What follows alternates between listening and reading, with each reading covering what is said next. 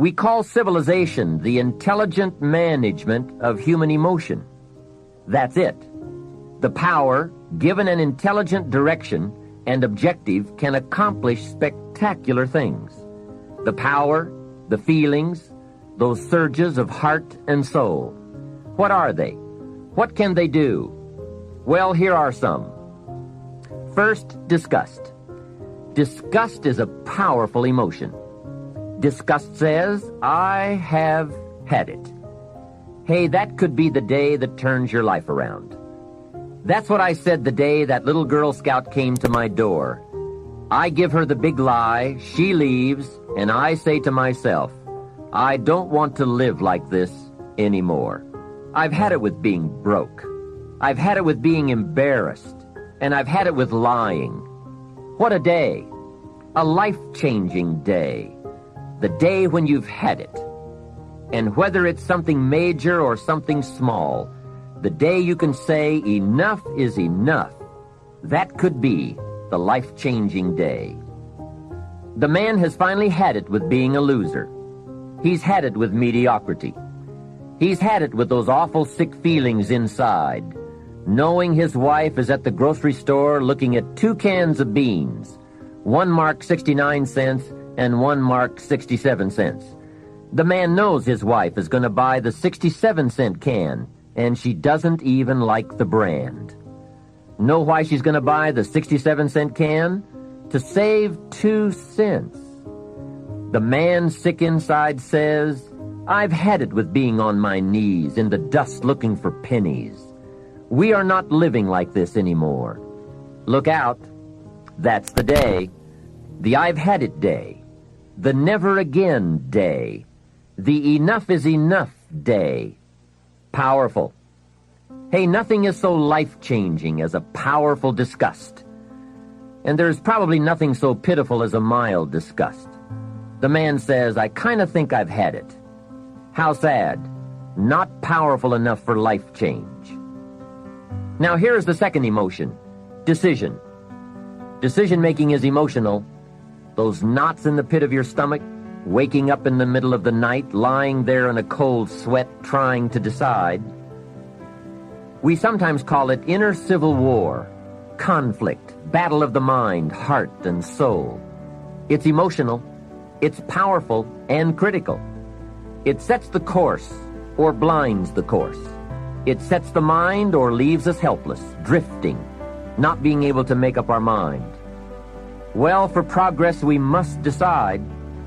Come to grips with the surges, the tides, the conflicts. The best advice I can give you is, if it's easy, do it easy. If it's hard, do it hard. Just get it done. Well, Paul Harvey said that you can tell you're on the road to success because it's uphill all the way.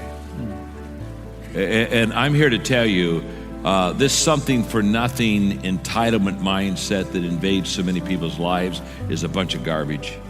I can promise you, nothing that I've ever had worthwhile did I have just kind of fall into my lap like, oh my goodness, I won the lottery. And I know once in a while people win the lottery, but basically the people that win the lottery, half of them lose their money within 3 years, the money they won. And it's because they got money, but they never changed the way they thought.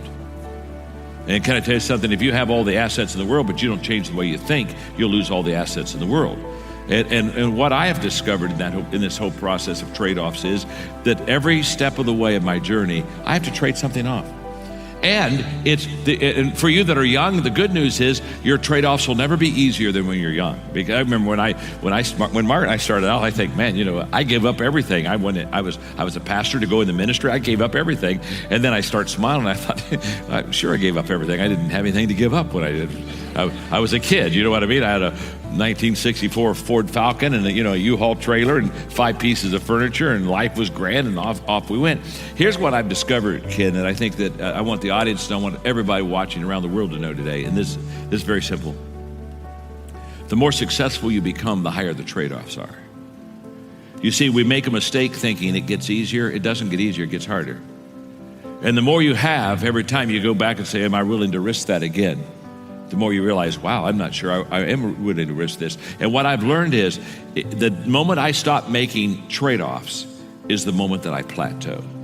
And life is continually filled with trade-offs. In your life and in my life, my expression I use all the time, Ken, you've heard me you say this, you have to give up to go up. The people who dream and those people who dream big have a different kind of life than the people who don't dream.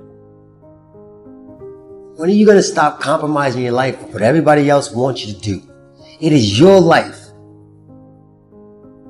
It's the reinforcement of those goals, like understanding that you can achieve those goals. It's going to be difficult. You're going to push through the difficulty, and then you're going to understand what difficulty truly is and how much of it is just mental, how much of it is just in your mind, this adversity to a difficult task or to struggle.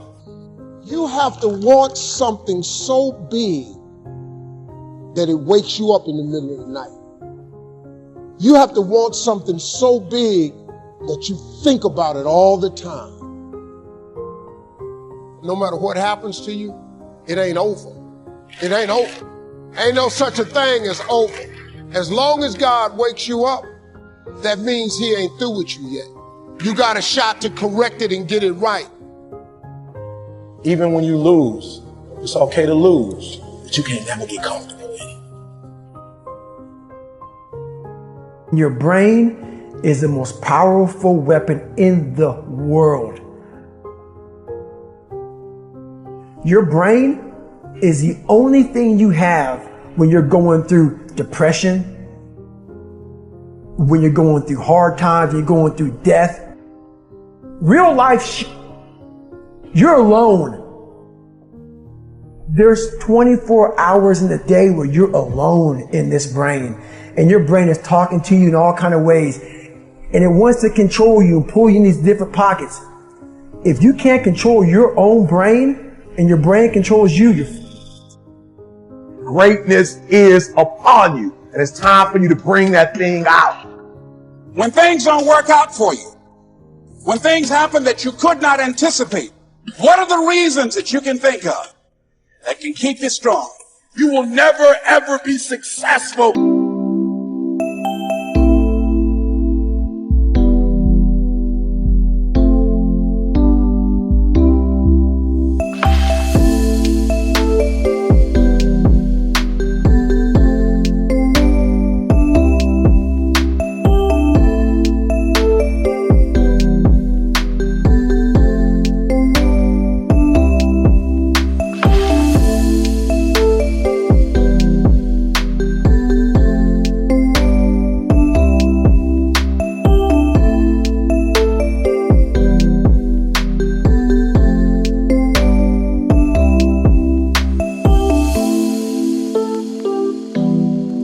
Until you turn your pain into greatness, until you allow your pain to push you from where you are to push you to where you need to be.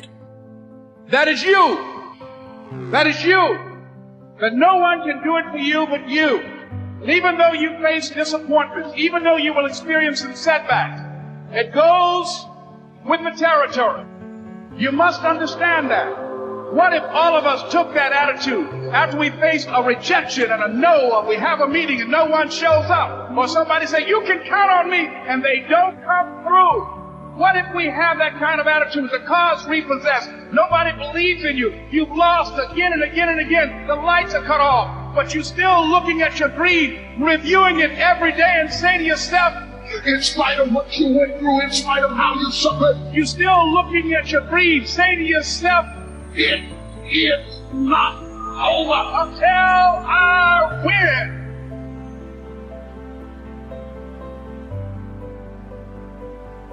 You have to want something so big that it drives you to wake up when you don't want to.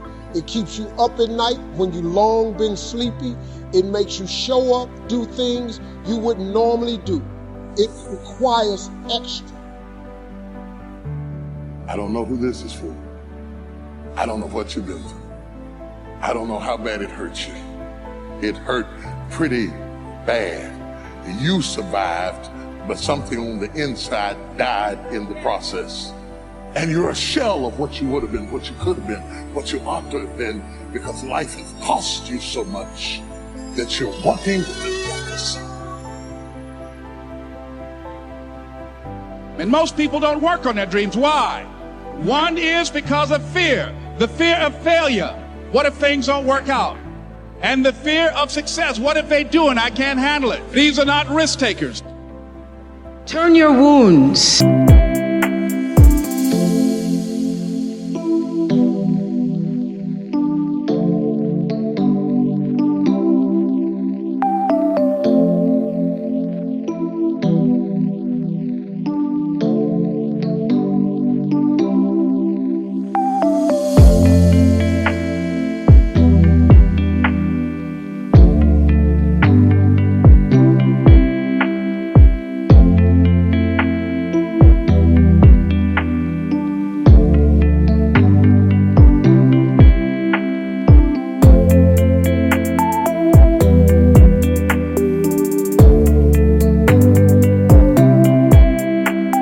into wisdom.